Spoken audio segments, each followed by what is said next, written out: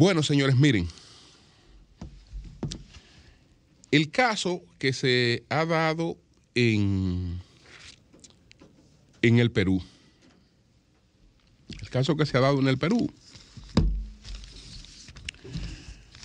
el Perú es el espejo de la inestabilidad,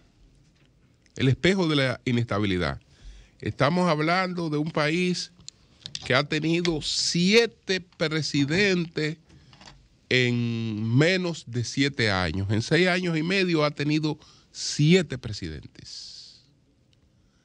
Eso realmente condena a un país a la inestabilidad. Pero antes de eso,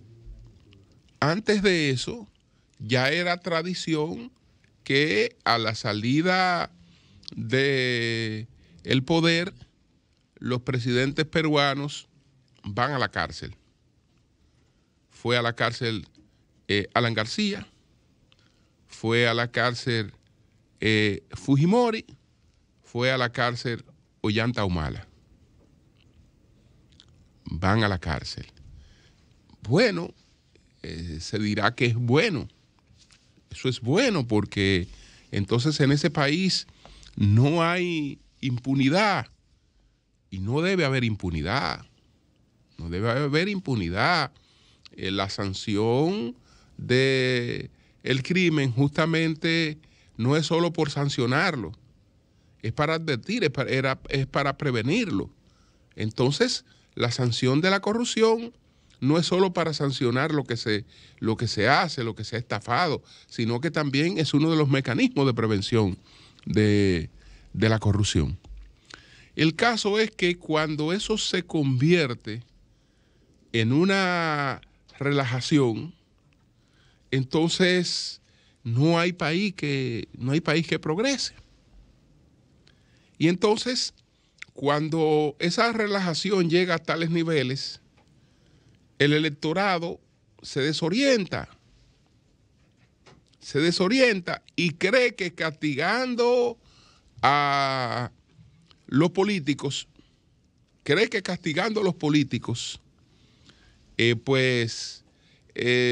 avanza y no hace más que retroceder, como ha ocurrido en el caso de un país que escoge a un inepto de tomo y lomo como presidente de la República, porque el tipo era un profesor rural y entonces se cogió con que podía ser una figura simpática, pero el tipo no está en capacidad de dirigir una escuelita rural.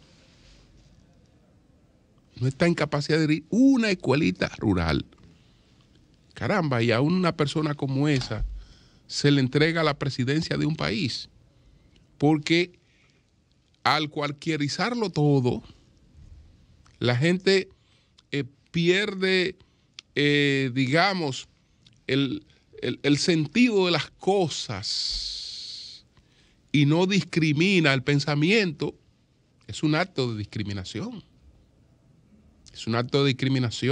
Hay gente que dice y escribe, bueno, yo soy una persona que dice lo que piensa, o digo todo lo que piensa. No, el que dice lo que piensa no piensa. Porque el pensamiento te lleva a una serie de reflexiones sobre las cosas. Entonces, después que este caballero lo escogen, entonces se descubre una cosa. Para la vacancia presidencial no está contemplada la ineptitud. Es decir, no podía ser destituido por inepto. Un inepto patológico, pero no podía ser destituido por inepto. Entonces, se le destituye por incapacidad moral. Óigase eso. Incapacidad moral.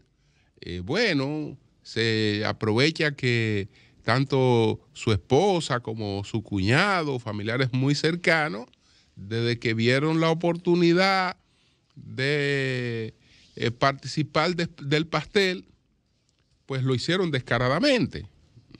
No sé en el caso de él, no creo, pero sí familiares muy, muy próximos, y tal vez por ahí se ha partido para una cosa que se sabía que esa persona difícilmente durara más de un año presidiendo un país, que lo durara, cuando ya observa que el Congreso está en esos trámites, entonces da un golpe de Estado, imitando a Fujimori, pero sin el liderazgo de Fujimori. Hace una abolición, pretende abolir el Congreso, etcétera, y el Congreso lo destituyó, está preso. La vicepresidenta, que tampoco es una persona que no tiene ni la menor idea de qué es un gobierno, le toca ahora asumir. Ella es abogado, se ha desempeñado en otras cosas, pero eso no tiene que ver nada con una gestión realmente gubernamental, y con la capacidad y con la experiencia. Señores, por eso es que tenemos que tener claras las cosas.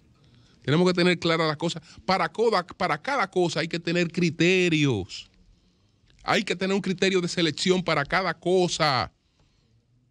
No es verdad que para ser presidente de la República cualquiera puede ser un presidente de la República. Eso no es verdad.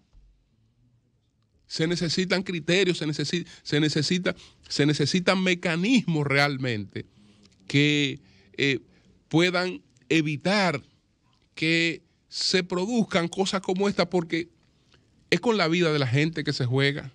La vida es una sola. Cuando tú metes a un individuo a atrasar a un país en todos los sentidos, tú lo que estás es atrasando la vida de la gente, y el tiempo que se va no vuelve.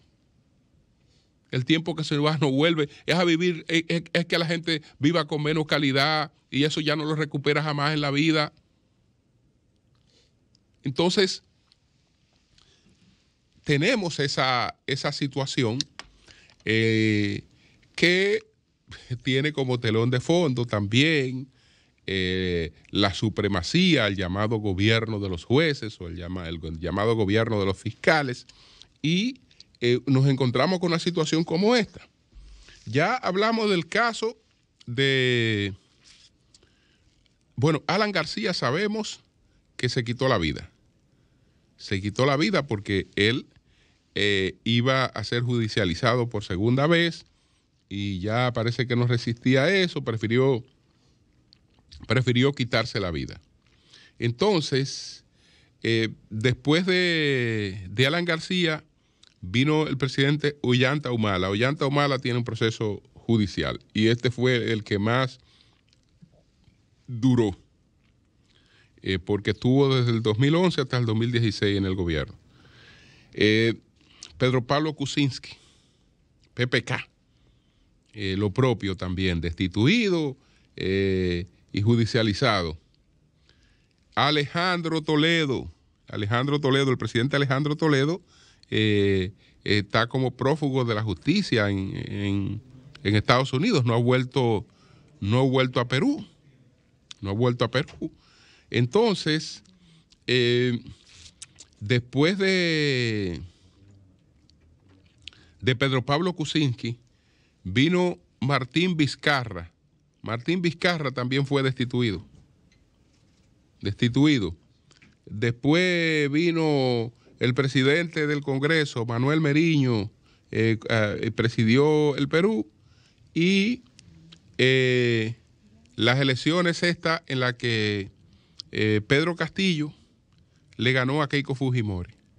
Ahora se produjo la destitución de Pedro Castillo, y Dina Boluarte, que era la vicepresidenta, se juramentó ayer como presidenta del Perú,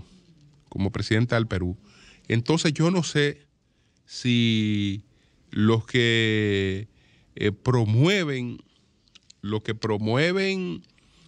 pues la instrumentalización política de la justicia, pues quieren que el espejo en el que nos veamos sea el espejo de un país como el Perú. No, los países tienen sus gobiernos y lo ideal es que los gobiernos completen su periodo, sin mayor dificultad, y que las cosas que tengan que investigarse se investiguen, pero en un espíritu que no sea el que, bueno, es que hay que trancar a todo el mundo. Y ser presidente equivale a salir de aquí para la cárcel. Entonces, ¿quién quiere eso? Un loco como este, que acaban ahora de destituir. Un loco totalmente incompetente. Entonces, esa es una situación, la verdad, que muy lamentable. Muy lamentable la situación que está viviendo el Perú.